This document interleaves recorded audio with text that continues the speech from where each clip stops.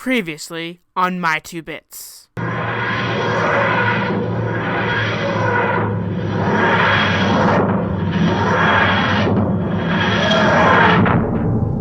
What? What? Who are you? Start talking. Comic, it's Shark. You were at my Christmas party last December. Of course, that's only if you count the comics as canon, which they aren't. Oh, for the love of Sunbutt, you are still on that? The comics are fucking canon, unless the show says otherwise. Nope. Comics aren't canon unless proven otherwise. Alright, that's it. Nice going, Comic, you broke her. Now I'm stuck here until I can acquire parts to fix her. Well, all I need now is another TARDIS to finish the repairs. The Time Stones are gonna love me for that. Shark, come on, get out here. We gotta finish that review of the annual issue. I have things to do. There are spoilers in this video. If you don't like spoilers, then exterminate this webpage. So remember in the first EQG movie when they mentioned something about the freshman fair? The freshman fair. Y'all remember? Yes. Well, this comic tells that exact story. It is written by Ted Anderson and the art is by Tony Fleece. Although, much like the first comic, I'm only 90% sure of that fact. Mostly because Andy Price usually worked with Katie Cook, and the previous comic was clearly drawn by Andy Price. Now, as I say all too often, I have already covered the artist of this comic, Tony Fleece, and so you should know that I'm not particularly fond of his art. What do you think, Shark? His art sucks. It's close, but just a bit off the art from the EQG movies. It could be because Tony is more used to drawing ponies than humans? Maybe? You'd know better than I. This is one of the only MLP comics I've read. Anyways, it opens with the Humane Five getting interviewed by an off-screen figure for the school newspaper, supposedly. Would it be called the Colt Free Press? Because the school sports team is the Wonder Colts. You know what? Headcanon accepted. Anyways, they flash back to their freshman year, specifically the freshman fair. We see Fluttershy and Rainbow Dash browsing in the club booths. Rainbow is particularly interested in the soccer team. She is also going to attempt to find a club for Flutters. What club would Fluttershy join? Let's put a pin in that question, and I'll answer it later. Moving on, AJ and Rarity literally run into each other. Honestly, there's never been any evidence to show that AJ would be that clumsy. It just feels out of character a little bit. But you forget, the EQG universe is an alternate universe. Fine. Yeah, moving on. While AJ and Rarity apologize to each other, Shark's waifu pops out of a tree because reasons. Yeah, I don't like how annoyingly random some of the Pinky moments are in this comic. I'm sorry, my waifu. Again, it's an alternate universe. They can change the characterization of some characters. We then jump to the first day of school, which Rarity is excited for because she has a new outfit to wear.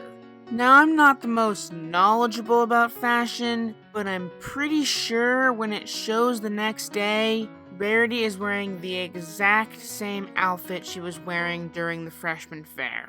Then there are some easily forgettable pages in Miss Harshmany's homeroom. Not sure why Miss Harshmany is a teacher in the EQG universe. I'm fine with it, I guess.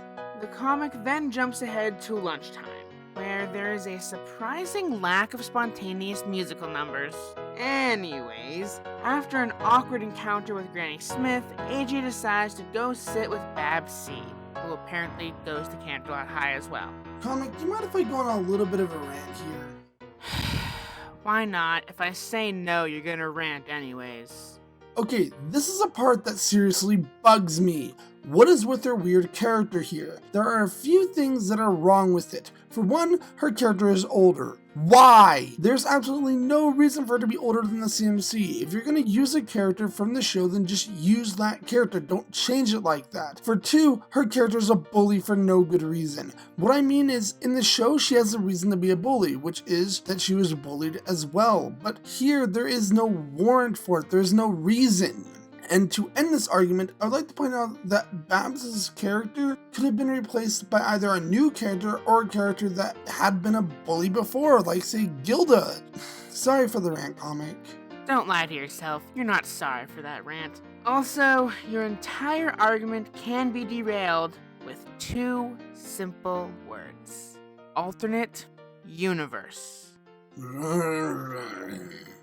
Anyways, a small mishap causes AJ's lunch to spill all over Fluttershy. So while Rarity helps Fluttershy, Sunflower, also known as Sunny, AJ's other cousin, wow, even in the EQG universe, the Apple family is quite large. Anyways, Sunny pulls AJ outside to completely insult her. Wow, generic bully is generic. Back with Rarity and Fluttershy, Rarity lends Flutters a sweater from the closet she has in her locker. I guess there was magic at Canterlot High before Twilight arrived. That is the only logical explanation for that contraption. It then jumps to Dashie's soccer tryouts that she totally rocked. It then jumps to all the characters going to sleep, which just feels like an unnecessary scene to me. They could have jumped to the next day and no pony would have really noticed. It shows them each pondering what will happen the following day at school. It was important enough. At least there wasn't 20 pages of them just sleeping. That would have been unnecessary. There's then a brief montage showing all of the clubs that Pinkie Pie is trying out, one of which would be perfect for Fluttershy, the knitting club. See, Shark, I told you I'd answer it later, and so I did. Fluttershy doesn't knit? You'd understand if you read more MLP comics. Wait, if that's a pony comic that you're referring to, isn't that an alternate universe? Damn it, beaten by my own logic. So, the next day, AJ doesn't wear her hat. Blasphemy! Pinkie freaks out about everything. Dumbtira is a bitch in any universe, thus preventing Fluttershy from returning Rarity's sweater, and Artie made the team. And then we're back to another musical list lunchtime. This is where everything gets interesting, all leading up to a scene where Babs makes Fluttershy cry. I can hear the distant sound of the bronies taking out their pitchforks and lighting their torches. Burn her at the stake, they say. Burn her, for she has made Fluttershy cry. This is followed by a montage to fast forward through the sadness for the Humane Five. Then, based on events shown in said montage, namely Halloween, or I guess Nightmare Night, because of AJ's costume, it is around the time of the homecoming soccer game. Does Canterlot High not have a football team? Well, soccer is called football in most places, so I guess I'll let it pass. At least they're not playing polo. While Rainbow shows that there apparently is an I in team by dominating the field, Pinkie begins enacting a plan to get the band back together. We're getting the band back together? We're getting our band back together. Well, their friend group. They don't become a band until much later. Actually, Pinkie is really trying to bring the whole school together, but when you think about it, it's not really that much of a difference because the Humane Five are part of the student body. So with VP Luna's permission and the help of Fluttershy, they begin handing out ears and tails. Then Generic bullies Generic and bitches at Fluttershy because she's concerned for her dog, which might be sick. Rarity and AJ come to her aid. And then Canterlot High becomes a school full of cosplayers. Go Wondercoats! Wait, you forgot to say the Humane Five became friends, also that Sunny got her comeuppance by having to bring her sick dog to the vet, where Fluttershy works. And with the story complete, the reporter steps out of the shadows and reveals herself to be Sunset Shimmer. Say what? The end? Or is it? So I give this comic 7 anticlimactic reveals of Sunset Shimmer out of 10. It was very enjoyable and had an okay pace, a little rushed at times, but that's why there were so many montages to skip ahead. I liked how it was sort of a mockumentary style comic with the interviews of the Humane Five in the present prior to the first EQG movie, with flashbacks showing all the events. Though, you could see the reveal of Sunset Shimmer from a mile away. It didn't help that it showed, literally in one of the first panels of the comic, Sunset Shimmer's hand. As you can tell by the skin tone, it is most likely Sunset Shimmer, although it could also be Bon Bon or a few other ponies. But based on what this is a prologue to, it clearly is Sunset Shimmer, and they could have been a little more dramatic with that reveal by having her hand be in shadow at the beginning as well as the rest of her body. It also did an okay job at creating some depth for what most would refer to as copycat characters or duplicate characters, because it being an alternate universe, they're given the chance to characterize a character differently, much to my collab partner Shark's chagrin. Meh. I'll give this 6.5 vinyl scratch cameos out of 10. While the story is intriguing, the art is terrible. They should have just kept the same artist from the first comic rather than changing comics. As well, the bastardization of Babseed is just too annoying, even if it is an alternate universe. As a whole, the 2013 annual issue scored an 82.88%, which I suppose we can round up to 83%. And that equals the letter grade of a B, which, if I'm not mistaken, is one of the highest grades I've actually given. Now, despite the good grade that the 2013 annual has received, I don't like it because of what it is. It is basically a complete prologue to the first Equestria Girls movie in comic book form, most of which they could have actually shown in the Equestria Girls movie. All they had to do was, during the opening credit sequence or even before the main six arrive at the Crystal Empire, have a flashback briefly summing up the fall of Sunset Shimmer. Or when Celestia tells about Sunset Shimmer, show a flashback there. It wouldn't have taken that long to do, and it would give Pony Sunset Shimmer more screen time. Now, the second comic, that was accurately represented in the movie. No need for a flashback there. But because they didn't include this in the Equestria Girls movie, they chose to make it an optional supplementary reading, as a lot of the stuff leading up to the first movie was. You kind of make Golden Fox's big fear a reality that you have to read the comics to understand the show.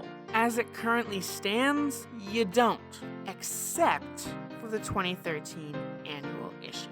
Now, I'm pretty sure the 2013 annual issue was released after the movie came out. Text, correct me if I'm wrong. But still, now they make any pony remotely interested in the first Equestria Girls movie now has to read the comic as well to fully understand Sunset Shimmer's motivations. For marketing, it was a good plan. Now you gotta buy a comic as well as the movie. But from a storytelling point of view, they should have just included the information in the movie. That being said, since it is as it is, it was a good comic, and I would definitely recommend it to any pony interested in anything Equestria Girls. The annual issue as a whole was very interesting and gave some much needed backstory into why the Humane Six are fighting EQG-1, and why Sunset did what she did. But it did have its down points, the aforementioned Babseed being written really badly, and Pinky being annoying at the best of times. Well, that is our 2 bits on the 2013 annual issue. Tell us your 2 bits on it in the comments below. And while you're down there, why not suggest a possible future spoiler alert? And don't forget to like and subscribe. And be sure to head over to my channel, link in the description below. You can also support either my 2 bits or Shark Discusses on Patreon. Now, Next week, I have some business to take care of in Manhattan. I'll see about making a review, but I don't really know. For now, Shark, wanna go to Sugar Cube Corner? Sure, any excuse to see my waifu.